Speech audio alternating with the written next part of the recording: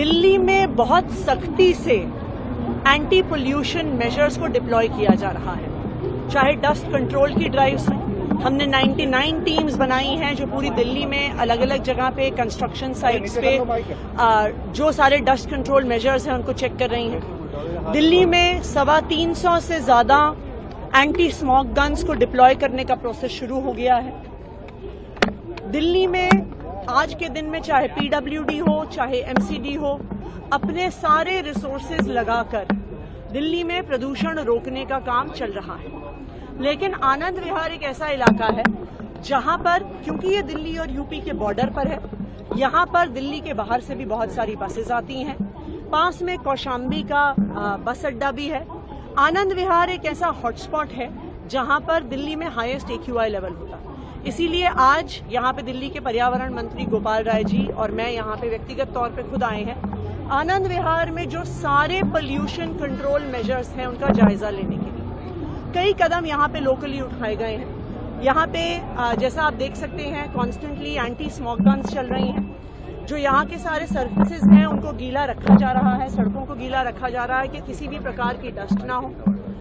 आनंद विहार के पास जो सड़कें, चाहे वो किसी एजेंसी की हो, चाहे वो एमसीडी की हो, चाहे वो पीडब्ल्यूडी की हो, चाहे एनसीआरटीसी उन्हें कंट्रोल कर रहा है, चाहे जीटीआईडीसी उनको देख रहा है, सारी सड़कों का रिपेयर करवाया गया है कि किसी भी प्रकार की सड़क टूटी हुई ना हो, क्योंकि अगर सड़क टूटी हुई होगी तो हर प्रकार का डस्ट होगा।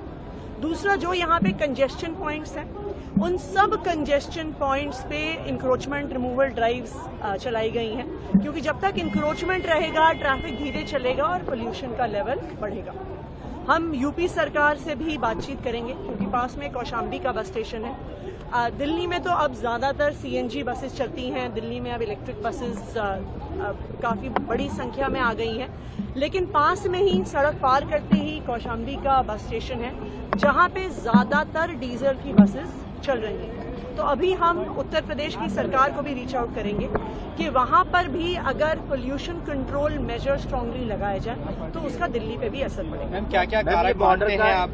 बॉर्डर है, खासतौर से आनंद विहार कंट्रीब्यूशन होगा यहाँ पे। ये वही एलिमेंट्स कौन से हैं जो इतना ज्यादा सबसे पोल्यूशन इसी जगह पर होता है? देखिए, एक सबसे बड़ा एलिमेंट यहाँ पर है कि आनंद विहार बस अड्डे में सिर्फ दिल्ली की नहीं, बाकी स्टेट से भी, खासकर से यूपी से भी बसेस आती हैं। तो एक पोल्यूशन यहाँ पे बहुत ज्यादा बसेस के आवागमन की वजह से होता है। दूसरा, यहाँ पे एनसीआरटीसी की कंस्ट्रक्शन भी चल रही है। एक बड़ी कंस्ट्रक्शन साइट RRTS जो बन रहा है उसकी वजह से भी प्रदूषण होता है। तो क्योंकि यहाँ पर आनंद विहार बस अड्डा है, अब ऑब्वियसली आप बसेस की आवाजाही नहीं रोक सकते हैं, इसलिए आनंद विहार की लोकेशन पर हम बहुत strict anti pollution measures deploy कर रहे हैं, चाहे स्मोक गन्स हो, चाहे कंस्ट्रक्शन साइट्स पे सारे डस्ट कंट्रोल मेजर्स को यूज करना।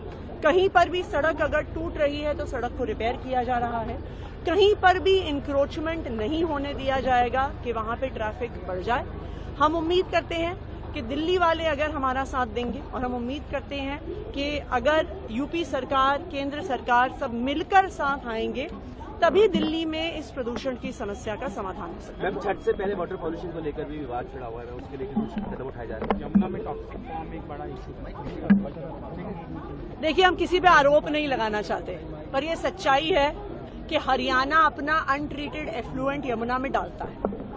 हम किसी पे आरोप नहीं लगाना चाहते, लेकिन यह सच्चाई है कि यूपी अपना अनट्रीटेड एफ्लुएंट इस समय यमुना में डालता है।